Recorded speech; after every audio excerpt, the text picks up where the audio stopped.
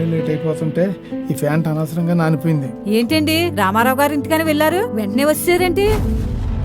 ఏం చెప్పను, రామారావు గారి ఇల్లు దగ్గరే కదా అని నడిచి వెళ్తున్నాను. రాత్రి వర్షం పడ్డది కదా, రోడ్డు మీద ఉన్న గంతల్లో అక్కడక్కడ నీరుంది. నా వెనక నుండి బండి మీద ఒక అబ్బాయి స్పీడ్ గా రావడంతో నా ఫ్యాంట్ మీద బురద నీరు పడడం వల్ల వెనక్కి తిరిగి వచ్చాను. అయ్యో, తడిచిన బట్టలతో అక్కడికి వెళ్లాలనిపించలేదు. నాన్నగారు, నేను ఆఫీస్కి వెళ్ళొస్తాను. సిద్ధు, వెళ్లే దారిలో రోడ్డు మీద నీళ్లుంటే నెమ్మదిగా వెళ్ళు. నడిచే వాళ్ళ మీద, నీ పక్కన బండి మీద వెళ్లే వాళ్ళ మీద బురద నీరు పడకుండా జాగ్రత్త పడు. మన వల్ల ఎవరు ఇబ్బంది పడకుండా ఉంటే మంచిది. అలాగేనండి. అదేంటండి సిద్ధుకి ఎలా చెప్తున్నారు?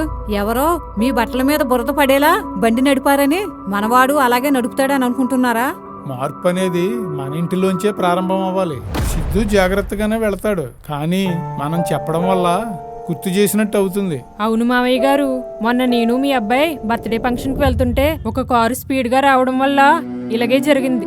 అప్పుడు ఏం చెయ్యాలో తెలియక వెనక్కి తిరిగి వచ్చాం. మళ్ళీ బట్టలు మార్చుకొని వెళ్ళవలసి వచ్చింది. చాలా టైం వేస్ట్ అయింది. అవును, మరి ఇలా జరిగితే మనం ఎంత ఫీల్ అవుతామో ఎవరి మీద పడినా అంతే కదండి. అందుకే వర్షం పడేటప్పుడు, వర్షం తగ్గిన తర్వాత ఎదుటివారి బట్టలు పాడవకుండా జాగ్రత్తగా చూసుకుని బండి అయినా కారు అయినా నడపాలి.